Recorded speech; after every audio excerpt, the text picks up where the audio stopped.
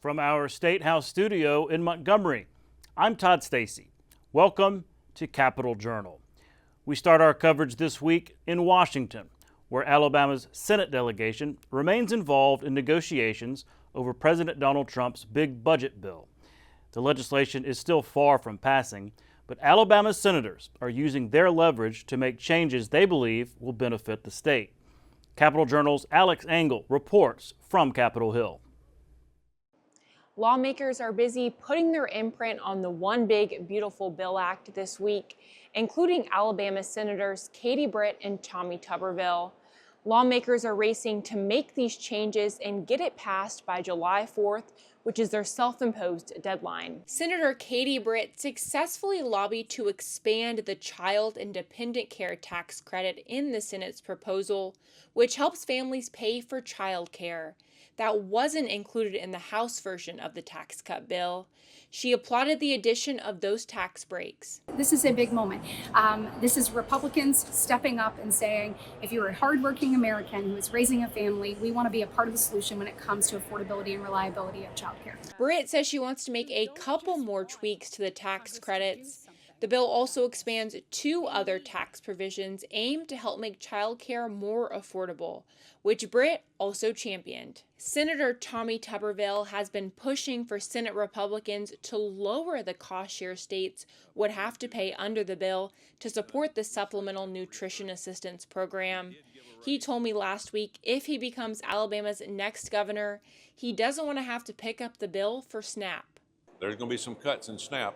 We want to make sure everybody's taken care of at the end of the day, but we also want to make sure that the states don't have to carry the heavy lifting, that we just don't shift spending from the federal government to the states. That's not going to work. The Senate plan lowered the amount states would have to pay for SNAP benefits based on the payment error rates compared to the House's proposal. But Alabama would still be on the hook to pay millions of dollars for SNAP benefits and more administrative costs based on the Senate's proposal. Britt says she's been having talks about what that cost-sharing plan would look like in the state.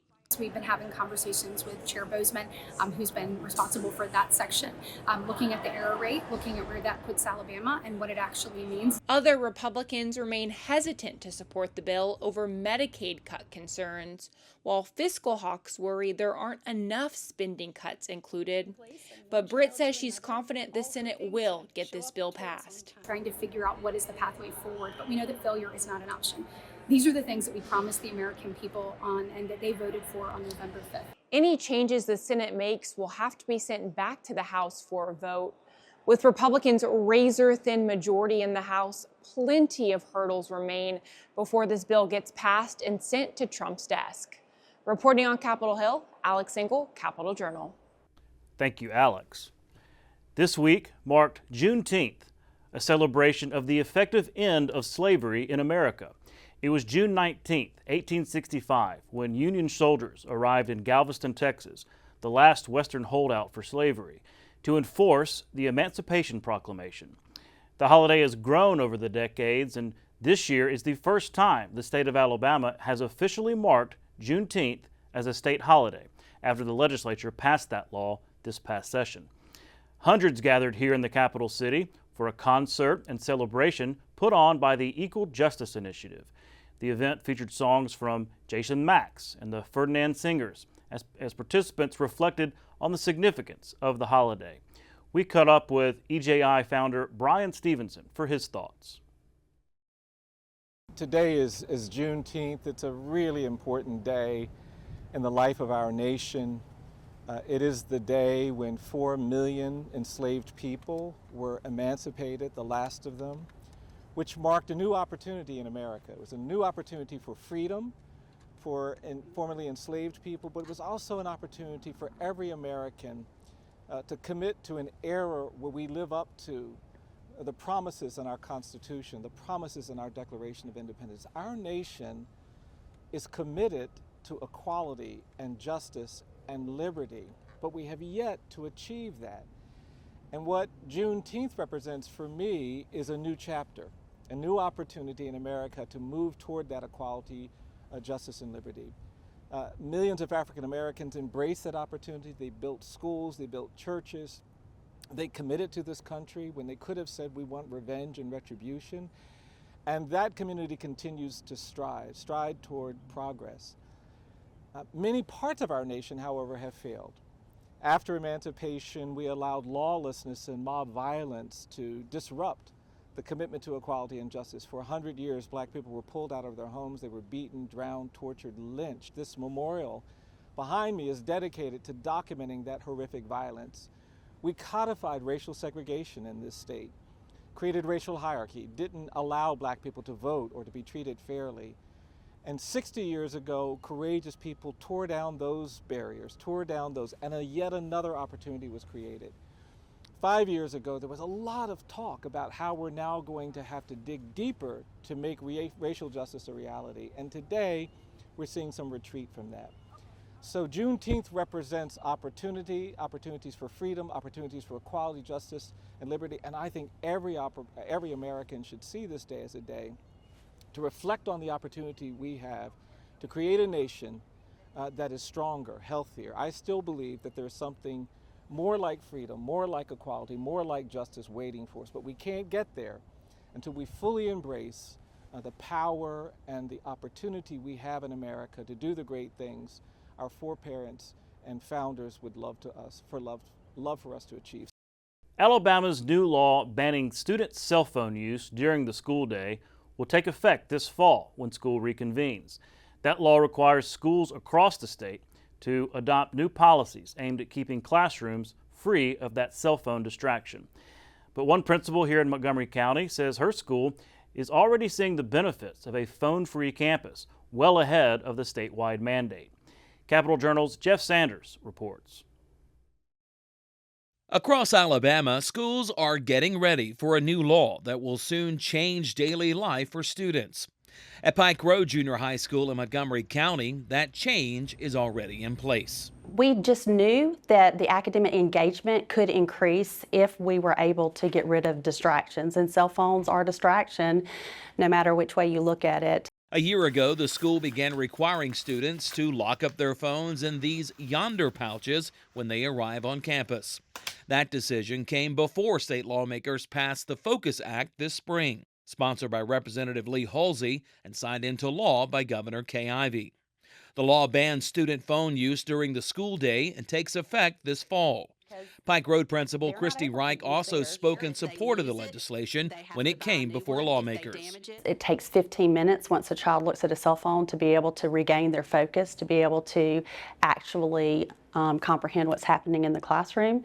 And so we took that information in and decided that this would be a good step for Pike Road schools. Wright says the change has been good for students, reducing distractions and encouraging more personal connections. Socially, obviously, we have just an increase in our culture, just engagement in the hallways, talking, deeper discussions, lunchroom, everybody's talking to each other. You know, there's more connections being made. On the academic end, our goal with the A+ College Ready program is to reach a 60-point increase.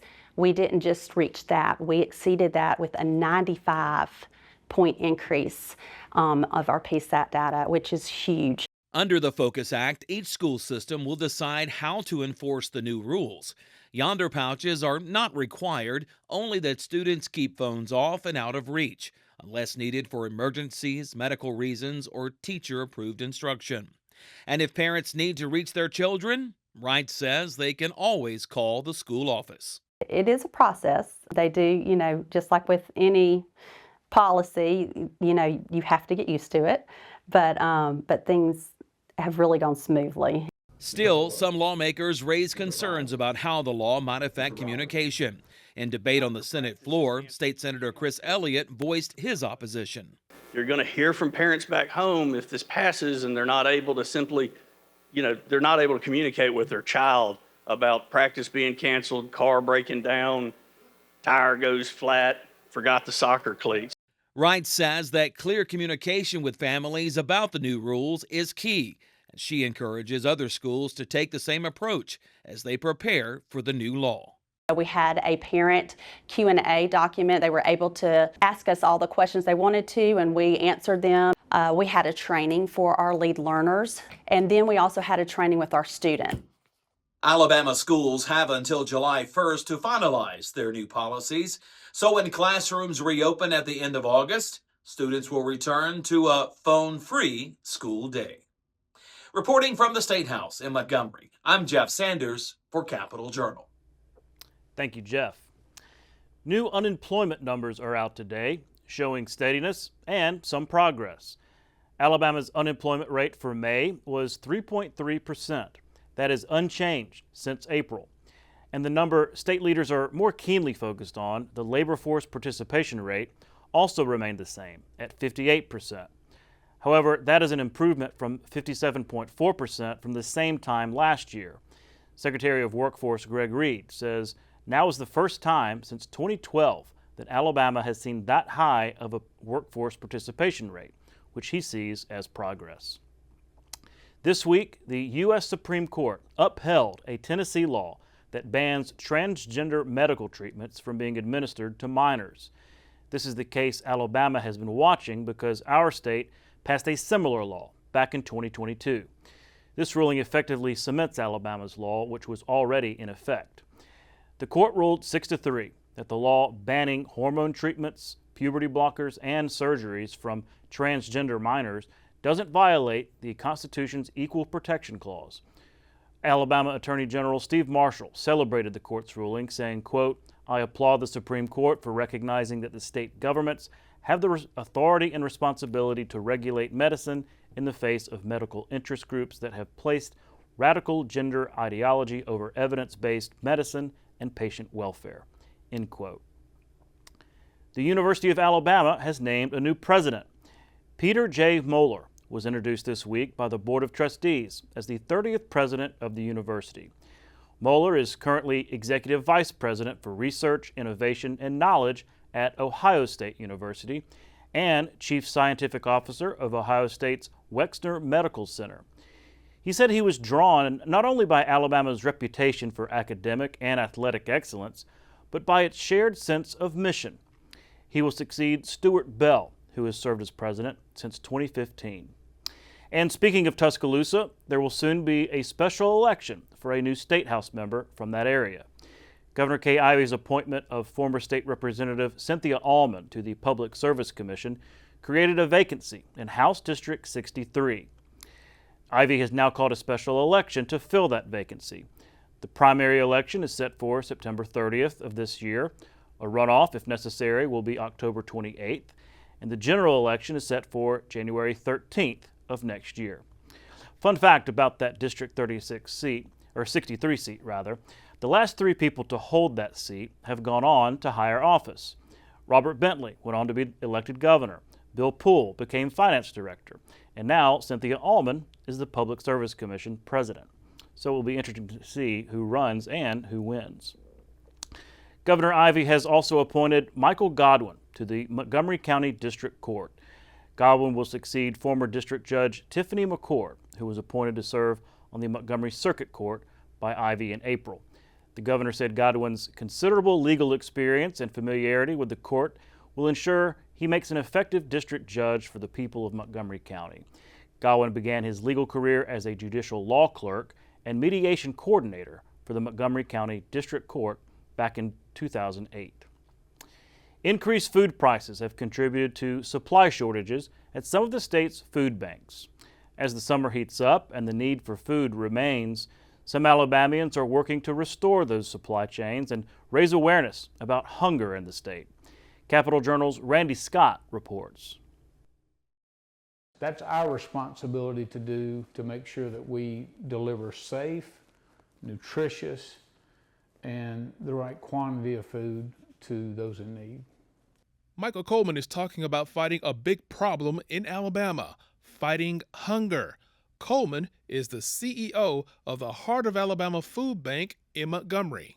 We are a partner food bank of the Feeding America Network. We have 35 counties assigned to us. We cannot serve 35 counties out of this one facility, so we're contracted with 4 additional food banks. Coleman says besides Montgomery, they have 4 other food banks in Auburn, Tuscaloosa, Dothan, and Selma. So those 4 affiliated food banks is what they're called. They help us with 23 of those counties. Same standard, same contractual requirements. We serve 12 counties directly out of this facility. However, across the 35 counties, we're responsible for all those counties to Feeding America. Staff here at the Heart of Alabama Food Bank say they can sum up their mission with this phrase: helping people. At a time where prices for everything from gasoline to power bills have gone up, they want to help people win the war against hunger in Alabama by helping them find food. Coleman says they're a service organization whose goal is to lend a hand. We have to treat people with timely service, with a proper attitude, with showing dignity, showing appreciation. Most importantly, getting them food. We source food. We go all over the state and we source it. We get some from the USDA, we get some from major retailers such as Walmart and Publix and all the major grocery chains, and we buy some food as well. Their job isn't over when they do get food into their warehouse. And then we distribute it out to our agency partners, a church pantry or other nonprofits who are dispensing in the community. So our direct customer is really our partner agencies that are helping distribute to the community. With tough times all around, Coleman says he's confident things will get better. I'm somebody who tends to be optimistic regardless of what's happening, that we're going to find a way. I'm a person of faith. So I very much pray about this. I very much trust that God's near to those who are hurting. In Montgomery, Randy Scott, Capital Journal. Thank you, Randy. We want to let you know about what we have coming up on next week's Spotlight on Education. That's our quarterly deep dive into education issues here in Alabama. For this upcoming episode, we are pleased to feature Alabama's Teacher of the Year, Katie Collins, and Alternate Teacher of the Year, Aubrey Bennett, who spoke about the importance of shining a light on the good work teachers around the state are doing. Here's a preview clip. We recognize what a huge honor this is. And we recognize that this is not like we are the best teachers, we know how to do everything. We recognize that. We recognize that we are just representing, I would like to say, the creme de la creme in French. Like, we are representing this profession and we believe in this profession. We have dedicated our lives to this profession, and we know that there are so many teachers out there who are doing incredible work. And so we want to shine a light on what is happening, the incredible things that are happening in the schools in Alabama. So that's one thing we want to do. But as you can see, like, we're a unit. We're coming, like, we believe in the power of a team. And so I think that we would also like to talk about that this year, about how we all have different gifts and talents, and we've got to just leverage them for the greater good. And so I think that's why we want to really, he has experiences that I don't have, and I have experiences that he doesn't have, but just going and just being real to faculties. I mean, I kind of kid with him about, like, walking down hallways in Alabama and just finding that teacher and just reminding them, like, you make a difference. And let them know we're proud of them, right? Yes. And let them know their voice matters, right? In all aspects of Alabama. And that's one of the coolest things that, again, I'm from New York, so being here in Alabama, it's cool to see, it's cool to see the different aspects of education in Alabama, right? From rural to urban to suburban, and just exploring it all and letting everybody know from all across the corners of the state that, we're proud of you, we care about you, we want your voice to be heard by everyone, and not just in Alabama, but across the country, and let them know that, we're proud of them. This upcoming episode of Spotlight also features Mark Dixon of the A+ Education Partnership, who put into perspective the progress being made in reading and math at the 3rd grade level. reading, as everyone knows, is fundamental to all learning. If we can't have kids reading well in the early grades, then we're going to be just struggling all the way through, and they have very little chance of graduating. So implementing the Literacy Act well is so critical. And this progress that we saw with 88% of students sufficient and ready to move on to fourth grade is a huge step over last year, even with a higher cut score that they had to meet. But you know, when we also compare ourselves to other states, so if you look at the nation's report card last year in 2024, that's the NAEP assessment, we were one of only 2 states to actually exceed pre-pandemic levels in reading. So think about that, how far we've come since 2019 prior to the pandemic, and we were the only one of 2 states that have actually exceeded those levels. And this data from the state level right now shows that our third graders are continuing to move in the right direction and have the skills that they need to be successful. And looking at that same national data, we're also seeing that we were the only state in the country that actually exceeded pre-pandemic levels in math. So that's a real testament, not only to having the right policies in place at the state level, but especially to the school leaders and teachers that have really worked so hard for our students over the last several years. Well, because it takes a lot, right? It's not one silver bullet. It takes different, whether it's lawmakers doing their thing, folks at the department doing their thing, groups like yours, and especially the teachers in the classroom. It's not just, you don't pass a law and forget about it, right? It takes a lot to actually make that work. That's right. It's like a 3-legged stool. When we think about policy change and want to see long-term sustained change, it really takes 3 things. One is that evidence-based, student-centered policy. So take the Literacy Act as an example, passing that law or passing a state board policy similar to that. That's the first leg, and that's got to be based on the right evidence, got to be student-centered. The second is funding. If you look at literacy, for example, since we helped pass the Literacy Act in 2019, funding for that has tripled over that time, and that's through the commitment of state leaders like Governor Ivey and our budget chairman, and a lot of state legislators that have been very supportive of that work. And then the third leg is strong implementation. And if we don't do all 3 of those well, then we might as well not do any of them at all. And you can catch those interviews in their entirety, plus a lot more, on Spotlight on Education, this coming Thursday night at 8 o'clock, right here on Alabama Public Television. We'll also post that to our YouTube channel. Also coming up next week here on APT is a new documentary called Caregiving. Created with executive producer Bradley Cooper, Caregiving highlights the challenges and triumphs of caring for aging loved ones in America. Here's that clip. From birth to our last breath, it affects everyone. There are only 4 kinds of people in the world: those who have been caregivers, those who currently are caregivers, those who will be caregivers, and those who will need caregiving. But these heroes bear a burden that is often invisible. This is my wife, my soulmate, so it's been really tough.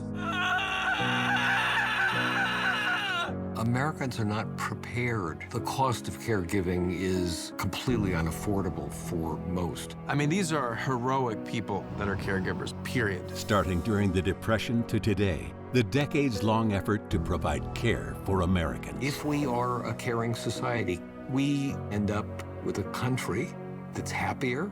It's a country where more people have the ability to work and work well. An empowering story of empathy. Everyday people can make history.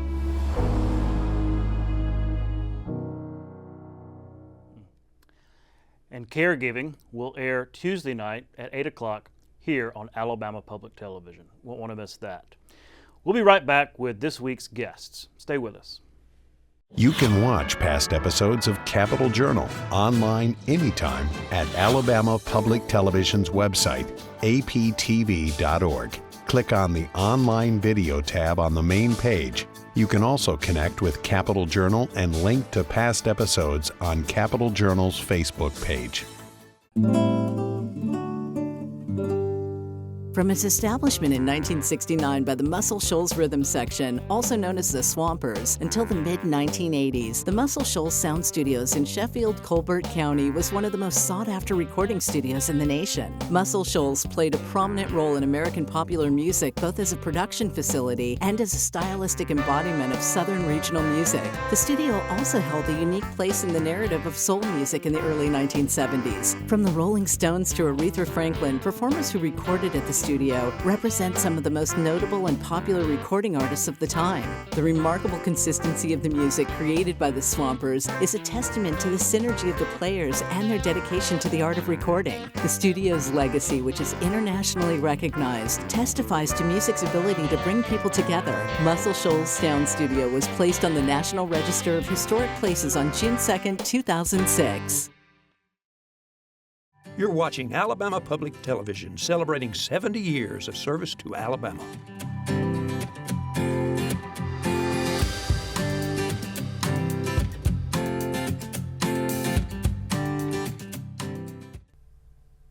Welcome back to Capitol Journal. Last week, we reported that Governor Kay Ivey appointed Cynthia Almond as president of the Public Service Commission. And joining me next is Cynthia Almond, president of the Public Service Commission. Ms. Almond, thanks for coming on the show. Thank you for having me, Todd. I appreciate it. And congratulations. I said so on Twitter, but congratulations for this appointment, obviously taking over for Twinkle Cavanaugh, who had been there and went to the USDA. So I'm sure you've heard from a lot of people who have sent congratulatory notes. Well, it's been a busy week or so for me, but it's people have been very kind, and yes, lots of phone calls and texts and from people all over. So it's been very nice. Yeah, obviously you're coming from the state legislature. You've been on the show a few times from that House seat there in Tuscaloosa. How did this come about? I mean, you know, you're serving in the legislature. You know, the vacancy comes open. Was it on your radar? I mean, how did that process kind of work?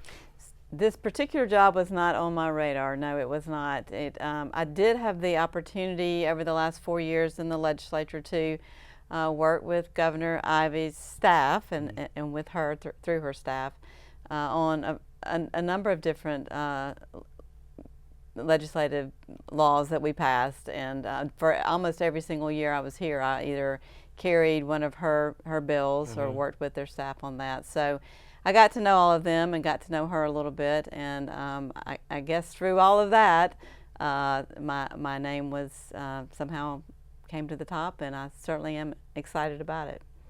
Well, remind our audience about what the Public Service Commission does, right? Because it's not exactly in the news every day. Remind us about the scope and role of the PSC. So there's really sort of two parts. There's a Public Service Commission staff that's there every day. I was surprised to learn there's 65 to 70 staff people that work for the Public Service Commission, and it's their full-time job every single day. We have a commission, a 3-person commission that's an elected body. I serve as the president, and I will run again as the president. That's the slot. And then there's place 1 and place 2, and they're all 3 statewide positions. And we actually, preside over the hearings, and we really are the interface between the Public Service Commission and the public. And we are there to, I think, protect the public and also make sure our utilities are supported and also are charging fair prices and all sorts of other things. So things like your power bill, the power company, TVA, gas company, things like that, public utilities that require, because the legislature used to regulate those things and created the PSC to regulate it on its own. Yes, it's been around for a long time. I think it started with the railroads. So we still regulate railroads in the state of Alabama. The biggest one is Alabama Power. We have 2 different gas companies. We have transportation network companies, think Uber and Lyft. We have wastewater, and we also have safety pipelines, and maybe a couple of other things I don't even know about, but those are the main ones. There's all sorts of utilities that we regulate. Interesting. Well, it's going to be an interesting path for you as you begin to lead the PSC. And again, you talked about running. That's not on the ballot until 28, right? That's right. So Miss Cavanaugh ran last year, and so I'm appointed, and my term I'll continue to serve until 28. I see. That's on the ballot again. Yes. Well, look, ever since this was announced, it really has been enthusiastically received across the board. I mean, I'm just saying that as an honest observer. But your House colleagues and just people from around the State House in general have all said also, oh man, we're losing a good one, right? We're losing a good lawmaker, and so they're happy to see you, advance and have this very important role. But they're going to miss you in the House. I guess that's got to feel good hearing from so many of your colleagues to say, oh, well, congratulations, but man, hey, we're going to miss you. Well, it does make me feel good. And, you know, it's interesting. I was here 4 years, and that came and went pretty quickly in my mind. But you do really get to know your colleagues really, really well. I guess in part because even though we're only here part of the year, when we are together, we're together a lot. And to a person, I like the people I work with. We didn't always agree on policy or in politics, but I like the people I serve with, both in the House and in the Senate, and of course all the staff people there. So I will miss them and miss being there for sure.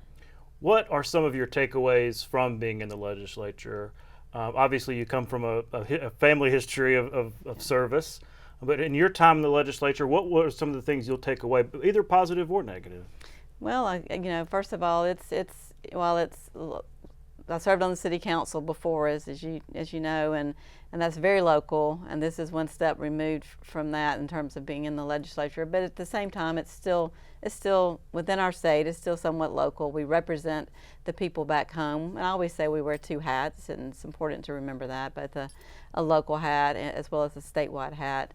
You know, the state is made up of just different regions. It's so interesting to study the history of how our state developed, and you can look today at many of those regions and see how and why people sort of think the way they do and act the way they do and vote the way they do. It's quite interesting. So we still have all of that in the State House today, differing opinions, differing backgrounds, and yet, you know, our job is to come together and to move hopefully good legislation forward, and so that can be difficult to do with different backgrounds, but it's just been a pleasure to work with my colleagues on that. And so that's one of the takeaways is that, you know, how important it is for us to respect each other's opinions and understand that people come from different backgrounds, and we have to take all that into consideration. Well, you will be missed here in the State House, but good luck going forward. Congratulations again, and look forward to having you back as president of the PSA as things get going. Thank you very much. Once I get my feet on the ground and learn what the ropes are, I'd love to come back. Sure. All right. Thanks again. Thank you. We'll be right back. Alabama Public Television is your place for quality educational services. Free professional development for educators and child care providers. Access to free curriculum-aligned videos, lesson plans, and instructional resources with PBS Learning Media. And all the PBS Kids programs parents know and trust. Learn something new every day with Alabama Public Television. Visit us at aptv.org/education to learn more.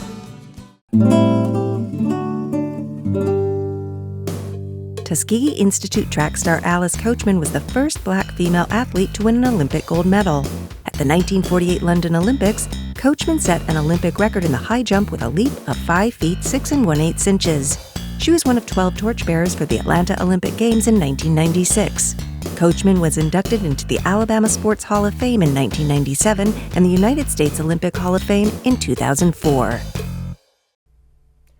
Welcome back to Capitol Journal. Joining me next is Josh Pendergrass, candidate for State Auditor. Josh, thanks for coming on the show. Hey, Todd, thanks for having me. I appreciate it. Well, we want to get to why you're running and all that, but I wanted to ask you first to kind of tell our audience about yourself, your background as you're running for State Auditor. Sure. Well, I am a lawyer by trade, by practice. I'm also a pastor, so I have a law degree, a seminary degree, and a long career in Alabama politics, going all the way back to the major Republican elections in 2008 and 2010, and of course served as Governor Ivey's communications director for a time. And so I've kind of got an eclectic background. I like to tell people the best way to introduce me is to say a lawyer, a pastor, and a politician walk into a bar and everybody says, "Hey, Josh." That's kind of the best way to do it. So that's my general background. Live in Prattville with my wife and our 8-year-old son, and just looking forward to the race and working hard to earn people's votes. Okay, well, that's a pretty good joke. Well, okay, so why do you want to be State Auditor? That's the most basic question, right? Why are you running? But more importantly, why do you want to be the Alabama State Auditor? Well, a lot of people have forgotten really about the auditor's office and what it does. Over the years, its role has diminished some of its ability to do some things has diminished, but the auditor actually plays a very important role in protecting tax dollars, and that's the main reason that I want to run. About $1.3 billion worth of state property is under the auspices of the auditor's office, and it's the auditor's responsibility to know where that property is, how property is being used, and when it's destroyed or lost or whatever, to understand where and how it's been lost, and to hold people accountable if they've done something improper with state property. And in a lot of ways, it's kind of a built-in Department of Government efficiency. It's ensuring that we as a state are taking and being good stewards of the things that have been purchased with state tax dollars to ensure that the taxpayer's investment is being protected.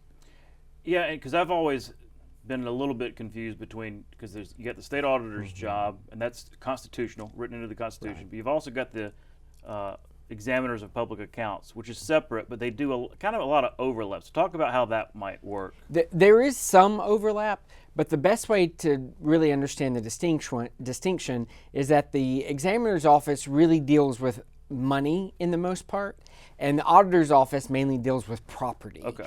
And so that's really the best way to distinguish it. And so, for example, if you're in a state building and you look at a table or even an office chair or anything like that, there's going to be a vehicle, there's going to be a little RFID tag on the bottom or on the side or somewhere on that property, and that's the auditor's office. They keep up with all of that property.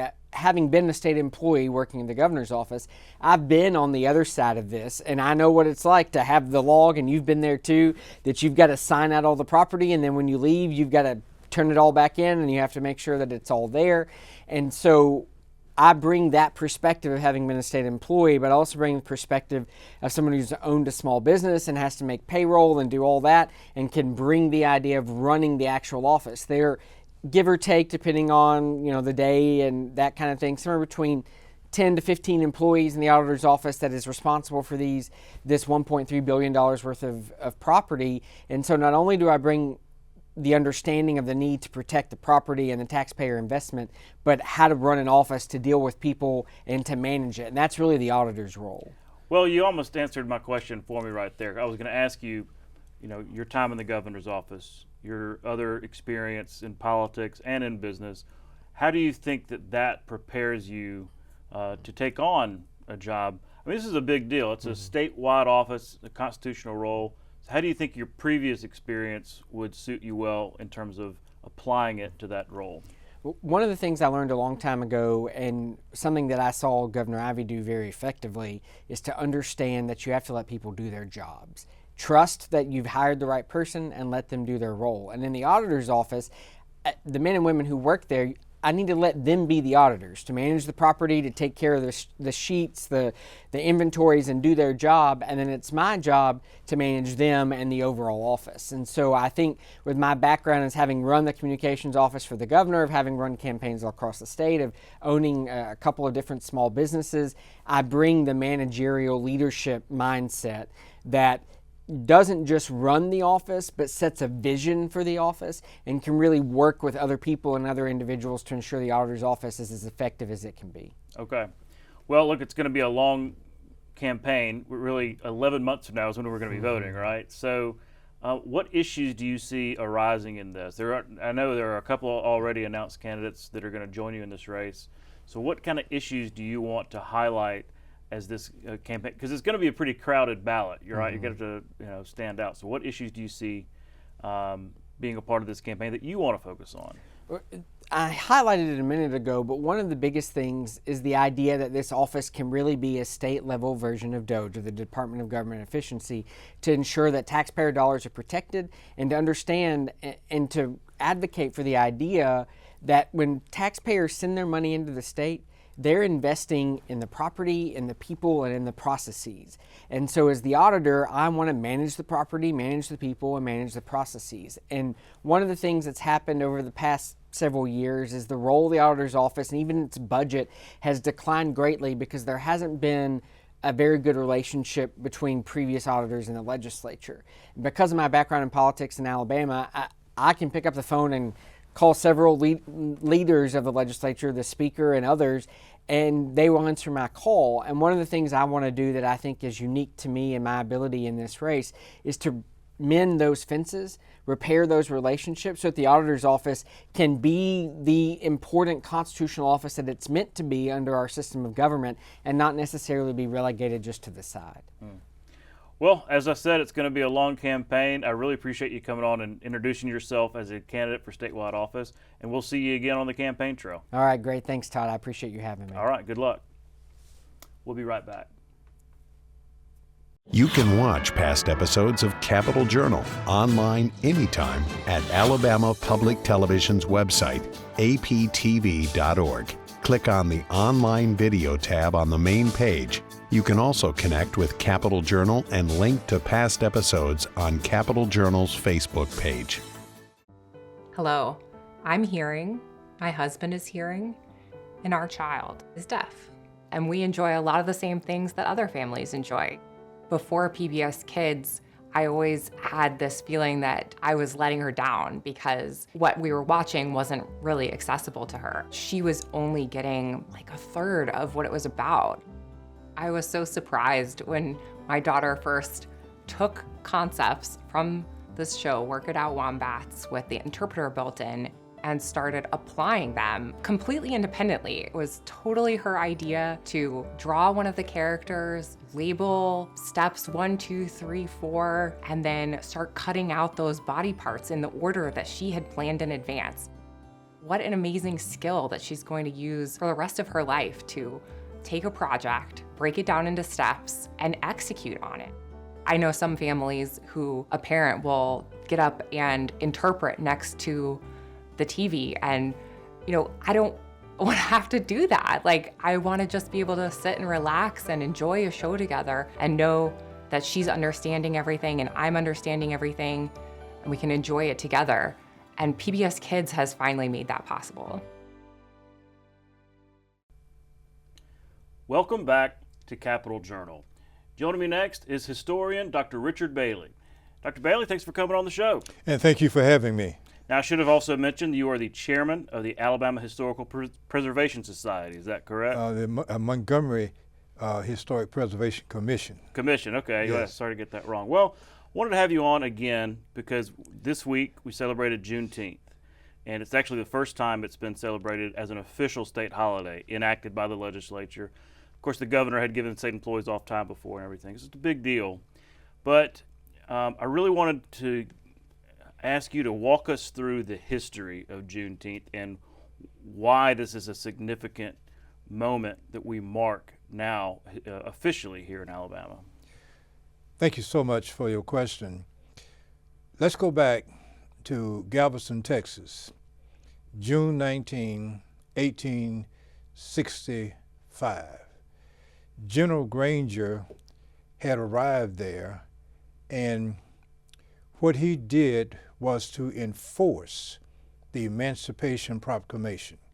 The Emancipation Proclamation, having been signed by President Lincoln on New Year's Day, 1863, had emancipated slaves in the South, but they were not under Union control. Right. And it was not until General Granger arrives in Galveston that we could really say that that area of Texas was under Union control, which means it was at that point that we could enforce the Emancipation Proclamation. Now let's talk about a couple of things that happened that day. Many persons may have read how General Granger stood on the balcony of the Ashton Villa and read the proclamation. Did not happen. Okay, so that's more legend than... Yes, okay. And then there are a bunch of them too. And I'm just reading every day about something that was supposed to have happened but did not happen. What he did on that day was to post a copy of General Order Number 3 throughout Galveston. And one of the places where he posted that general order was at the Black AME Church. It wasn't AME Church at that time, but it later became Reedy Chapel AME Church on Broadway Avenue. It's still there today. And he did that because that's where many black people congregated, so they would be able to read it. One myth regarding Juneteenth is that African Americans in Texas and elsewhere had no idea that Lincoln had issued the proclamation. Not so. Many Texas newspapers had broadcast the proclamation. And contrary again to popular belief, slaves had a network where word is passed among slaves. So they knew about the proclamation. But here's the catch. There was no significant Union presence to enforce the proclamation. That's why Juneteenth is so important. Yes, so for all intents and purposes, the war was still going on, or Yes. And I'm just thinking geographically, that's about as far west and about as far away from the nation's capital as slavery probably existed. So that's the last corner, right, of the Old South. Yes, and your point raises another concern for me and historians. Another reason that Texas was so important is that as the Civil War progressed, many plantation owners carried their property, slaves, to Texas. In 1860, there were basically 1,000 slaves in the Houston and Galveston area. 1865, 250,000 slaves in the state of Texas. Wow. Slavery was a refuge for plantation owners. So they just kept going west. Yes. Right, as the war progressed. Yeah, they kept going west. I see. I never knew that, and that's why Galveston obviously was so important. That's right. It's interesting because I was talking to someone the other day who mentioned Juneteenth, somebody from Texas, and it was just so colloquial about Juneteenth weekend and everything, and it struck me. It's like, well, you don't hear that around here very much in terms of, it's like Easter weekend or something like that. But it struck me that geographically, like, in the Houston area, Galveston area, that going back, that is a big deal down there. I think it's just now here, more in recent years and decades, become a bigger deal as people have become aware of the holiday. In fact, we had our first, what became a Juneteenth celebration in 1866 in Galveston. The name itself, Juneteenth, was not applied until roughly the 1890s. But we had those celebrations, they just didn't call them Juneteenth. But as African Americans in the Galveston area and Texas began to move about, they carried with them a concern and appreciation for Juneteenth, and that's how it began to spread. That's interesting. We'll talk about how emancipation worked here in Alabama. I know you've written a book about it. Yes. But Texas is one thing. I'm imagining it happened here quicker. Talk about emancipation in Alabama, how word spread, how it actually worked out, and what history tells us. Well, there's so many components to that story regarding Alabama. First of all, General Lee surrenders to General Grant Palm Sunday, April 9, 1865. He signed off on that around 4 p.m. that afternoon. But the Civil War did not end in Alabama until May the 4th, 1865. And the fighting, the surrender of Montgomery took place on April 12, 4 years to the day of the orders to fire on Fort Sumter. Mobile surrendered the same day. And that same General Granger, who is a central personality in Galveston, was also important with the surrender of Alabama, Mobile area in 1865 also. But the point of the matter is that historical marker is Citronelle, where that surrender took place. That marker is called Surrender Site. And I would imagine many people in Alabama have never focused on that historical marker at Citronelle that's titled Surrender Site. But the point is that most people are beginning to understand and appreciate.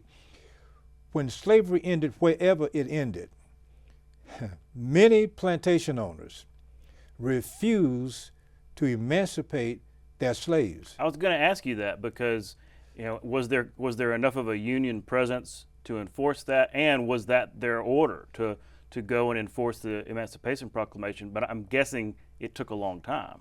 Right. In the first chapter in my Carpetbagger book, I discuss how African Americans responded to emancipation. Number one, some remained on plantation voluntarily. Others left in search of relatives, and others left for the nearest city or town thereby.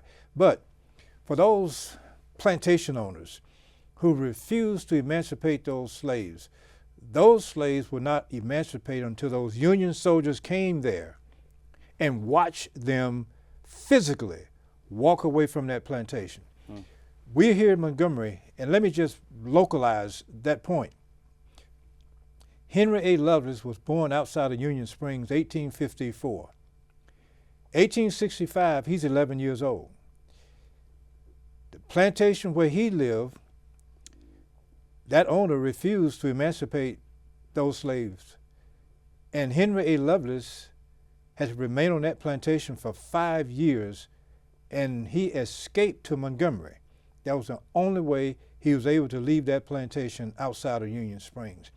You can multiply that kind of circumstance all over the South. Alabama and the South, as most of us know, was essentially a rural region. Right. So if those Union soldiers were not able to just come there and physically watch you leave that plantation for those who wanted to leave, you were there. And that's the whole point about Galveston. We did not have a Juneteenth until we had a sizable Union presence in the area. Mm-hmm. We'll talk about, again, they made it an official state holiday this year. Legislation had been discussed for years, and it's now official. So talk about that significance of it actually being an official marked state holiday for the state of Alabama. That is huge. It is so huge because when you look at one paradox, at one point Montgomery was the capital of the Confederacy. Sure. From February to May 1861, Montgomery was that capital city until the first White House over here. That's right. The Capitol. All That's that. right. Until it relocated to Richmond. So for the state of Alabama to have a Juneteenth holiday is about as huge and paradoxical as an event can come. Yeah, I thought it was significant that they made it law. Again, the governor had been basically unofficially making it a state holiday for several years, but I think it says something about reconciliation and about where we are as a state. That and it passed overwhelmingly. It was not like there was opposition. I'm so impressed with the fact that the state of Alabama has done that, but for those historians who delve into the real meaning of Juneteenth, they focus on three aspects. One, celebrate. We want people to celebrate. The second component, educate. Ensure that people know what Juneteenth is all about. The third component, agitate. Make certain that as we celebrate Juneteenth, that we are doing something to ensure that that needle of progress moves in a direction that signals the advancement of black rights. That's what we need to make certain we're doing. Well said. Well, Dr. Bailey, again, I want you to hold up your book here so folks can find it. Neither Carpetbags nor Scalawags, Black Office Holders During the Reconstruction of Alabama, 1867 to 1878. Where can people find your book?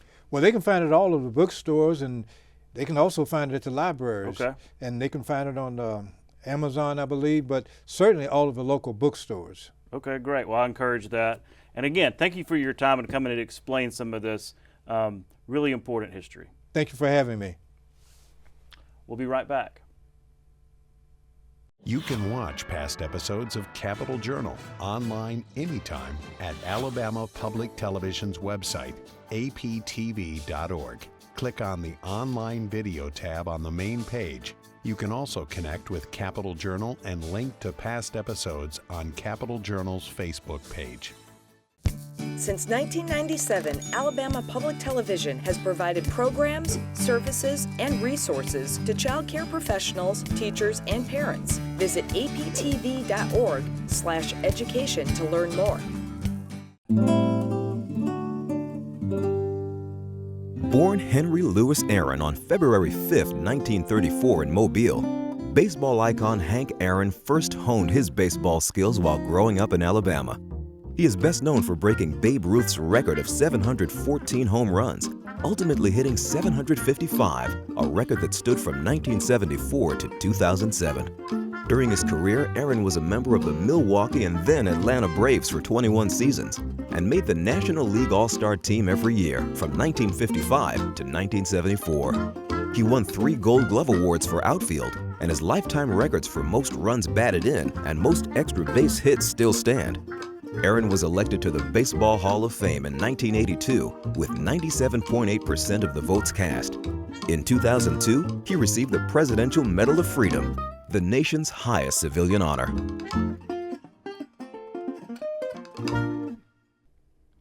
That's our show for this week. Thanks for watching. We'll be back next week at the same time, right here on Alabama Public Television. For our Capital Journal team, I'm Todd Stacy. We'll see you next time.